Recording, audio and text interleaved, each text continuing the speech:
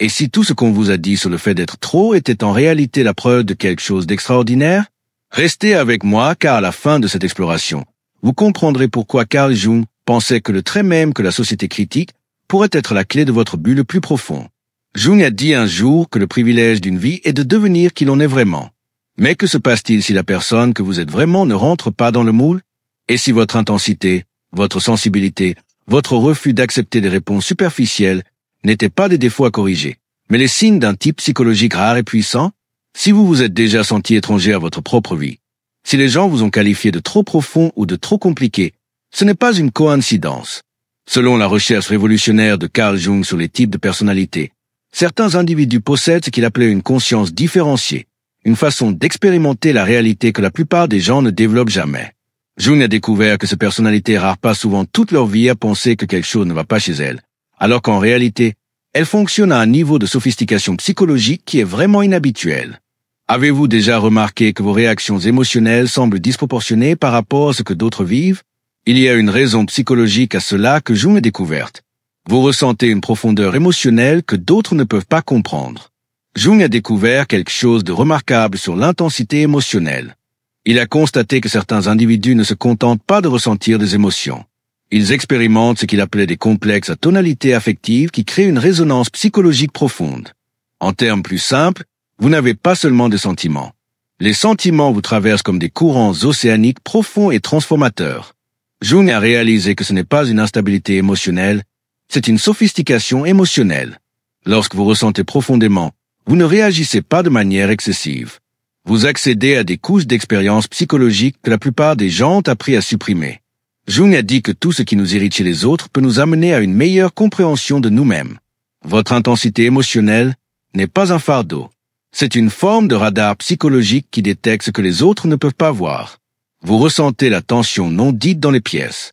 Vous sentez quand le sourire de quelqu'un ne correspond pas à ses yeux.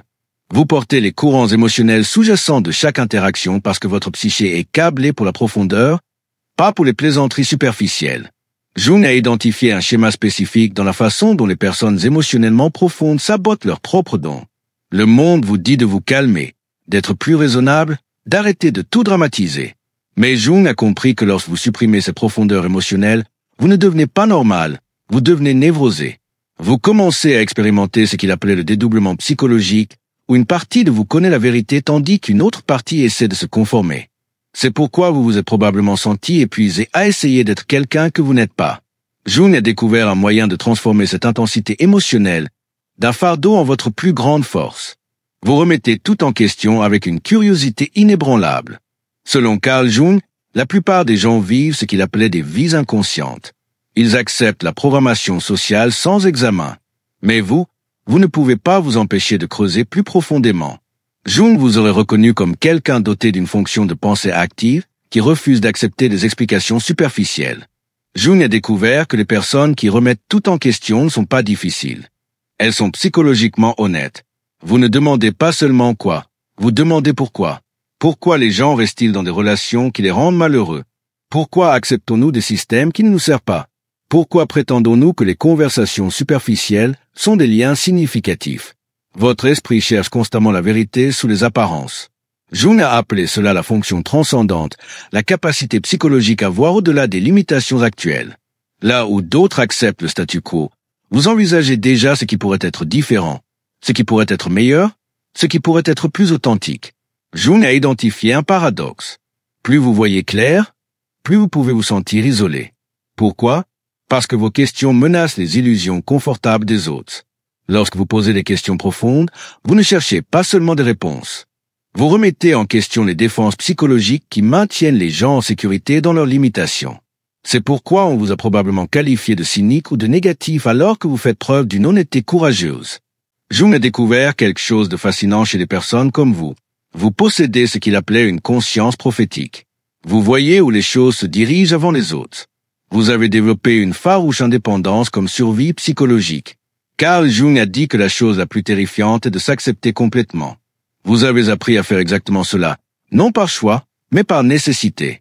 Selon la recherche de Jung, les personnes dotées de personnalités rares développent souvent ce qu'il appelait une conscience individuelle plutôt que collective, généralement à travers l'adversité.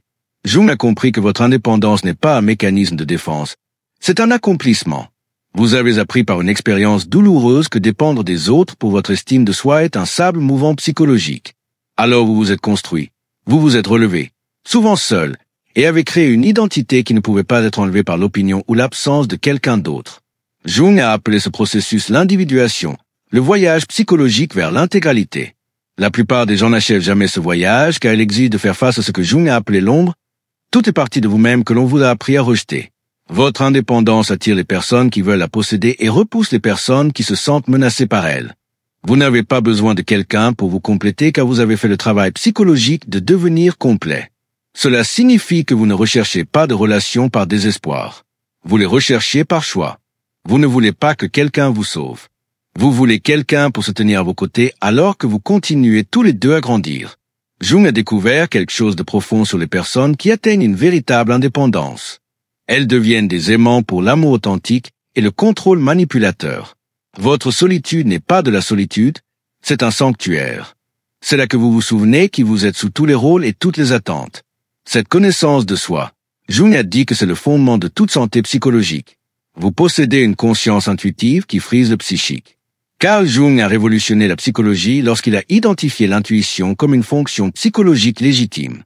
Il a dit que l'intuition est la perception par l'inconscient qui fait surgir des idées, des images, des possibilités, des issues à une situation bloquée par un processus qui est pour la plupart inconscient. Jung a découvert que les systèmes nerveux de certaines personnes sont câblés pour capter des informations que d'autres manquent complètement. Vous n'observez pas seulement les gens, vous lisez leur état psychologique. Vous remarquez les micro-expressions, les changements d'énergie, les mots qui ne disent pas. Jung aurait reconnu cela comme une preuve de ce qu'il appelait l'imagination active, la capacité de percevoir au-delà de l'évidence. Quand quelqu'un dit qu'il va bien mais que son langage corporel crie la détresse, vous ne pouvez pas ne pas le voir. Quand il y a une tension dans une pièce que tout le monde semble ignorer, vous la ressentez dans vos os. Ce n'est pas de la paranoïa, c'est une sensibilité psychologique fonctionnant à un niveau élevé. Jung a averti que si vous n'apprenez pas à protéger cette sensibilité, elle vous épuisera. Selon Jung, les personnes dotées d'une forte fonction intuitive deviennent souvent des thérapeutes inconscients. Elles finissent par faire le travail émotionnel pour tout le monde autour d'elles. Vous régulez les conversations, désamorcez les tensions et portez une douleur inexprimée parce que vous ne pouvez pas vous empêcher de l'apercevoir. Jung a fait une découverte surprenante sur les personnalités intuitives. Elles se perdent souvent dans le processus de compréhension des autres. Le danger est que vous deveniez si doué pour lire les autres que vous oubliez de vous écouter vous-même. Vous devenez extérieurement concentré, analysant constamment les données émotionnelles pendant que vos propres besoins restent insatisfaits et inexprimés. Jung a constaté qu'il pouvait transformer cette sensibilité d'un fardeau en un super pouvoir. Le secret réside dans la compréhension de ce qu'il appelait les limites psychologiques. Vous désirez le sens plus que l'acceptation sociale. Jung a observé que le privilège d'une vie est de devenir qui l'on est vraiment. Mais que se passe-t-il si être fidèle à soi-même signifie rejeter tout ce que la société vous dit de vouloir? Jung a découvert que certaines personnalités sont psychologiquement incapables de vivre des vies inauthentiques. Vous ne choisissez pas le sens plutôt que la popularité, votre psyché l'exige. Vous avez probablement essayé de vivre pour la validation externe. Peut-être avez-vous suivi le script, fait les bonnes choses, joué le rôle attendu, mais Jung aurait immédiatement reconnu les symptômes. Ce vide rongeant, ce sentiment de trahir quelque chose d'essentiel, ce désespoir silencieux sous les applaudissements. Selon Jung, lorsque vous vivez à l'encontre de votre type psychologique, vous ne vous sentez pas seulement mal à l'aise. Vous développez ce qu'il appelait des symptômes névrotiques. Votre psyché se rebelle littéralement contre l'inauthenticité. Jung a fait une découverte troublante. La plupart des gens n'éprouvent jamais de sens véritable parce qu'ils ont trop peur du rejet social. Mais les personnes comme vous sont confrontées à un défi différent, à la fois plus difficile et plus gratifiant. Vous ne pouvez pas faire semblant que des objectifs superficiels comptent. Vous ne pouvez pas vous enthousiasmer pour des réalisations qui manquent de substance. Vous ne pouvez pas construire des relations basées sur la commodité plutôt que sur la connexion. Votre constitution psychologique ne le permettra pas. C'est pourquoi vous vous êtes probablement senti comme un extraterrestre dans votre propre culture. Jung a identifié quelque chose de remarquable chez les personnes qui privilégient le sens. Elles deviennent des catalyseurs évolutifs pour la conscience humaine. Lorsque vous refusez de vous contenter de moins qu'une connexion authentique, vous forcez les autres à confronter leur propre inauthenticité. Lorsque vous posez les questions que d'autres évitent, vous créez un espace pour la vérité. Lorsque vous vivez selon vos valeurs plutôt que vos peurs, Vous donnez aux autres la permission de faire de même. Jung a souligné que les personnalités axées sur le sens ont une responsabilité psychologique qui va au-delà de l'épanouissement personnel. Vous avez dépassé des personnes et des environnements qui vous convenaient autrefois. Jung a dit que la plus grande tragédie de la famille est les vies non vécues des parents. Mais que se passe-t-il lorsque vous refusez de vivre une vie non vécue? Que se passe-t-il lorsque vous dépassez les limites psychologiques de votre environnement? Jung a découvert quelque chose de profond sur la croissance psychologique. C'est souvent un voyage solitaire, mais il y a un type spécifique de deuil qui accompagne l'évolution. Vous avez probablement vécu la douloureuse prise de conscience que les personnes qui vous connaissaient autrefois ne vous connaissent plus. Non pas parce que vous êtes devenu difficile ou supérieur, mais parce que vous avez perdu des couches de conditionnement qui ne vous servaient plus. Jung a appelé ce processus la mort et la renaissance psychologique. Ce n'est pas un choix que vous faites. C'est une conséquence du fait de devenir authentique. Les amis qui vous connaissaient quand vous vous rétrécissiez, quand vous cherchiez à plaire, quand vous supprimiez votre vérité, ils se souviennent de cette version de vous et parfois ils veulent cette version de retour parce qu'elle semblait plus sûre, plus prévisible, plus facile à comprendre. Mais vous ne pouvez pas revenir en arrière. Jung a compris que l'évolution psychologique est irréversible. Une fois que vous avez vu derrière le rideau du conditionnement social, une fois que vous avez goûté à une vie authentique, vous ne pouvez pas revenir à la conformité inconsciente. Jung a fait une observation surprenante sur les personnes qui dépassent leur environnement. Elles traversent souvent ce qu'il appelait la nuit noire de l'âme, une période de profonde solitude qui met à l'épreuve leur engagement envers l'authenticité. Ce n'est pas une solitude ordinaire, c'est un isolement existentiel. La reconnaissance que votre chemin est unique, que votre perspective est rare, que votre croissance pourrait signifier laisser derrière vous tout ce qui vous est familier. Jung a découvert quelque chose de beau chez les personnes qui réussissent cette transition. Elles attirent des relations d'une profondeur et d'une authenticité extraordinaires. La clé est de comprendre son concept de résonance psychologique, comment les personnes authentiques se trouvent. Lorsque vous cessez de jouer un rôle et commencez à être, lorsque vous cessez de vous rétrécir et commencez à vous épanouir, lorsque vous cessez de vous excuser pour votre profondeur et commencez à l'assumer, quelque chose change dans tout votre champ relationnel. Vous offrez une présence profonde dans un monde distrait. Selon Carl Jung, la rencontre de deux personnalités est comme le contact de deux substances chimiques. S'il y a une réaction, les deux sont transformés. Si vous êtes le type de personne qui crée une transformation simplement en se montrant authentiquement, Jung a identifié une qualité rare que certaines personnes possèdent, la capacité de créer ce qu'il appelait un espace de maintien psychologique. Lorsque quelqu'un vous parle, il se sent vu d'une manière inhabituelle. Vous n'écoutez pas seulement ses mots, vous percevez son état émotionnel sous-jacent. Vous n'offrez pas de solution rapide. Vous offrez un témoignage profond. Vous ne vous précipitez pas pour juger. Vous créez un espace pour que la vérité émerge. Jung a compris que ce niveau de présence est en fait une forme de guérison psychologique. En votre compagnie, les gens se souviennent de ce que c'est que d'être humain, complexe, contradictoire, digne de compréhension. Jung a noté que les personnes dotées de ce don s'épuisent souvent en le donnant trop librement. Vous vous êtes probablement retrouvé dans le rôle de thérapeute officieux, de pilier émotionnel ou de havre de paix pour les autres. Bien que cela vous rende inestimable, cela peut aussi vous rendre invisible. Vous devenez si habile à maintenir un espace pour les autres que vous oubliez de demander que de l'espace vous soit offert. Jung a fait une découverte importante sur les personnalités très empathiques. Elles développent souvent ce qu'il appelait le syndrome du sauveur, un schéma de sacrifice de soi inconscient qui ne sert finalement personne. Le travail n'est pas d'arrêter de se soucier ou de fermer votre cœur. Le travail est d'apprendre le discernement, de comprendre qui mérite l'accès à votre présence émotionnelle et qui a gagné le droit de réciprocité. Vous ressentez un but plus grand que vous ne pouvez pas encore définir.